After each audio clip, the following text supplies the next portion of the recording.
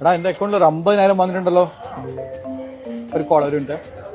Hello ചേട്ടാ, നിങ്ങൾ അക്കൗണ്ടിൽ അറിയാതൊരു പൈസ ഇട്ട് പോയിട്ടുണ്ട്. അക്കൗണ്ട് മാറിയിട്ട് പോയതാണ്. ക്രെഡിറ്റ് ആയിട്ടുണ്ടാവും പൈസ. ഇപ്പോൾ അതൊന്ന് ഞാൻ പറയുന്ന അക്കൗണ്ടിലേക്ക് ഒന്ന് തിരിച്ചിട്ട് തരുമോ? Okay sure.